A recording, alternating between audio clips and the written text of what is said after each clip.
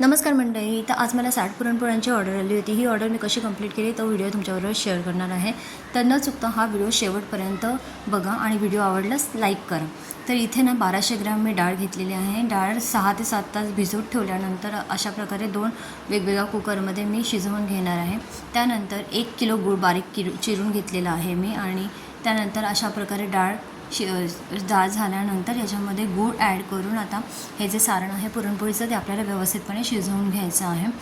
यातला पाक पूर्णपणे आटवून घ्यायचा आहे. तर इथे जायफळाची पावडर केलेली आहे मी आणि सोबतच वेलची पावडर घेतलेली आहे. एक अख्खं जायफळ घेतलं आहे मी इथे छोटं आणि वेलची पावडर घेतलेली आहे 2 चमचे. इथे 1200 ग्राम पुरण आहे. 1200 ग्रामसाठी मी बरोबर 2 चमचे वेलची पावडर घेतलेली आहे. तर अशा प्रकारे चमचा जेव्हा उभा राहतो ना तेव्हा समजून जायचं आपलं पुरण व्यवस्थित शिजलं गेलेलं आहे.